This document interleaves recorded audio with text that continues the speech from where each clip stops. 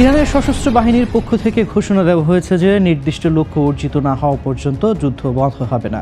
দেশটির senior general Kiumars Haidari এই হুঁশিয়ারি দিয়ে বলেছেন, এই লড়াই কতদিন স্থায়ী হবে তা তেহরানের কাছে বড় কোনো বিষয় নয়।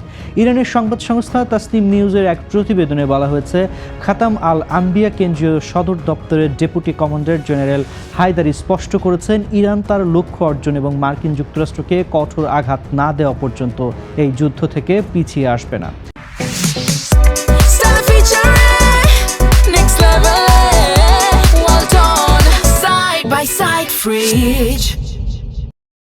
বক্তব্যে তিনি ইরানের দীর্ঘ যুদ্ধের অভিজ্ঞতার কথা স্মরণ করিয়ে দিয়ে বলেন, আমাদের ৮ বছরের যুদ্ধের অভিজ্ঞতা রয়েছে।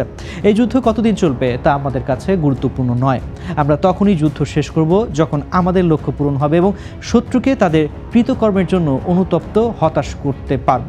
এদিকে ইরানের এই কঠোর অবস্থানের বিপরীতে ইসরায়েলের প্রতি পূর্ণ সমর্থনের প্রতিশ্রুতি পুনর্ব্যক্ত করেছেন মার্কিন যুক্তরাষ্ট্র। ইসরায়েলের প্রতিরক্ষা মন্ত্রণালয়ের বরাত দিয়ে টাইমস অফ ইসরায়েল জানিয়েছে, গত বুধবার রাতে ইসরায়েলের প্রতিরক্ষা মন্ত্রী ইসরায়েল কাৎজের সঙ্গে ফোন আলাপ করেছেন মার্কিন প্রতিরক্ষা মন্ত্রী পিট হেগসেথ। ফোন আলাপে হেগসেথ ইসরায়েল ও যুক্তরাষ্ট্রের সামরিক বাহিনীর মধ্যকার নজিরবিহীন সহযোগিতার প্রশংসা করেন। তিনি ইসরায়েলি প্রতিরক্ষা মন্ত্রীকে উৎসাহ দিয়ে বলেন, শেষ পর্যন্ত এগিয়ে যান, আমরা আপনাদের সঙ্গে আছি। মধ্যপ্রাচ্যে ইরান ও ইসরায়েল যুক্তরাষ্ট্রের এই পাল্টাপাল্টি অনমনীয় অবস্থান এই অঞ্চলে চলমান উত্তেজনাকে আরও দীর্ঘস্থায়ী ও জটিল করে তুলবে বলে আশঙ্কা করছেন বিশ্লেষকরা।